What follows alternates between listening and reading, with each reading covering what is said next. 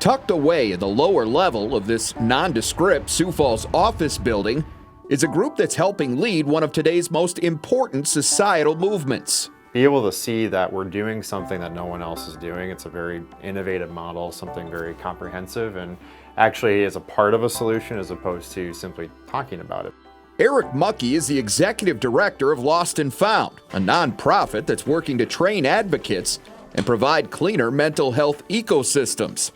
It's an effort he and a group of 6 friends established in 2010 while studying at the University of South Dakota. We were trying to figure out honestly what our tagline was doing more about suicide prevention really meant. And for us at the time, the statistics around suicide for young adults, especially that age bracket about 18 to 24, were really starting to tick upward. And so we thought, well, this should be a student organization and sort of a student movement, if you will, for how do we improve systems, how do we improve resources, how do we make sure that families and students impacted by suicide or mental health are getting the funding and support they need to navigate that. While Vermilion was the birthplace of Lost&Found, the needs it was targeting were not exclusive to that community. As of today, campus partnerships have been established at 9 institutions across South Dakota and Minnesota. That means better programs, evaluation, research services, as well as policy and advocacy efforts for 75,000 students. It started as raising money for families. It started raising money for students who needed support. It started as raising awareness or building sort of movements of people who understood the problem, to now delivering a wide scope of student programs that range from the same baseline awareness programming all the way to one-on-one coaching, to helping entire systems, state governments, employers, campuses. An organization that even 5 years ago had a budget of $3,000 and a blue tub, to a $500,000 organization with 10 people and serving in 2 states. It's grown pretty drastically. But Muckey admits that not all of the expansion was predictable. Then again, neither is mental health. You just never know who might be struggling. These days, there's more and more conversation about people that are perceived as pillars of strength. On college campuses, that group often includes student athletes. There's a negative perception outside of the box of football that football players aren't normal people. They're just meatheads that want to hit and do all this stuff. Football players aren't that, man. Everyone's human. Everyone goes through struggles. Brendan Webb is a sophomore defensive end at South Dakota. But behind that face mask is a young man that struggled with mental health since his junior year of high school. I just remember sitting there and my heart started beating really fast. My chest got tighter and tighter, and I didn't know how to react. So this was my first ever panic attack, and I was just sitting there and freaking out, and I was like, I don't understand what was going on. Brendan traces those issues in part to the pressure he put on himself athletically, along with the financial ramifications created by his pursuit of a Division I scholarship. Coming from a low-income family, it was always really hard because I wear my heart on my sleeve. I always have. My grandmama always told me that. That's just how I was. So knowing the fact that I kind of burdened my family always hurt me in a way that I never could understand. That pain followed him to South Dakota. My whole entire freshman year, I really wasn't me. And it wasn't like I was doing that on purpose either. It was just because I was scared.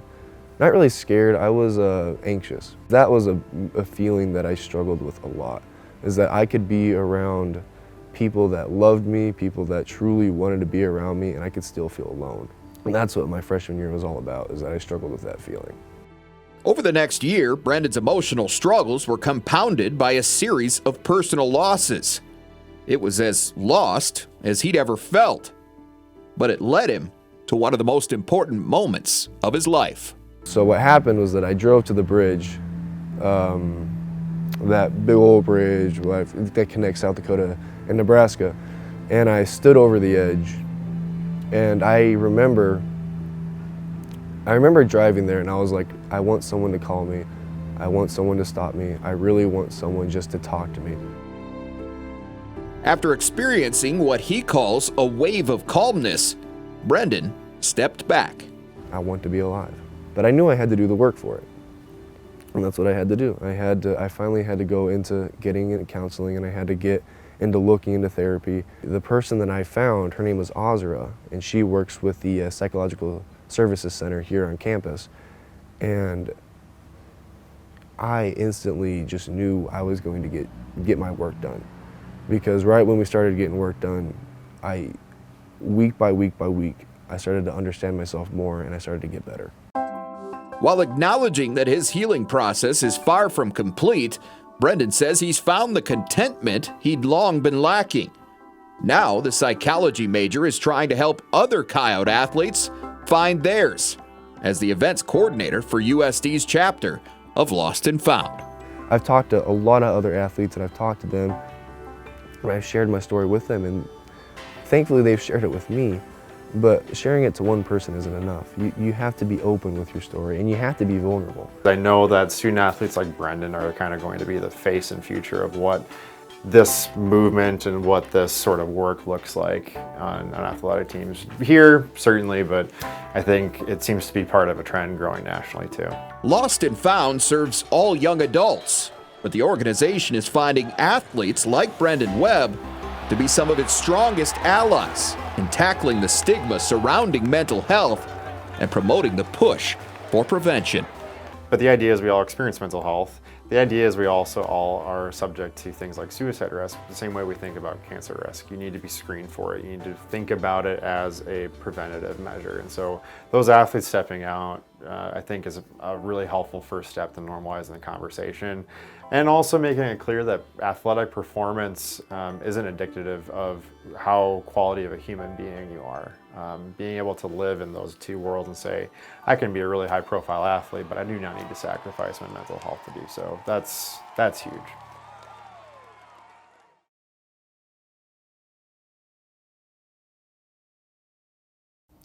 And joined now by Jay Elsen and Brendan Webb in the story.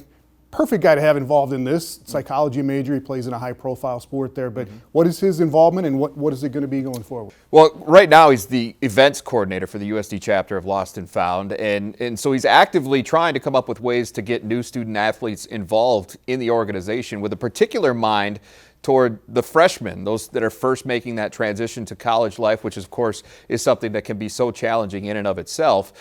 Long term, he's got bigger ideas in mind and would like to eventually be the president of that chapter. Yeah, where else can it go? How much bigger can his involvement be in the whole organization? Yeah, and he's got some big ideas, and I think whether he's president or not, he would really like to see ultimately there be a clinical psychologist for every athletic team at USD so that every student athlete has that direct link to whatever counseling they might need. Now, logistically, obviously there would be a lot to go into that, but Brendan says there have at least been some preliminary discussions had about that topic. Yeah, and certainly is a much needed service for students. Yeah, for sure. And I think, all these high profile athletes that have been talking about it certainly has helped push that case forward. All right, thanks a lot, Jay Elsen.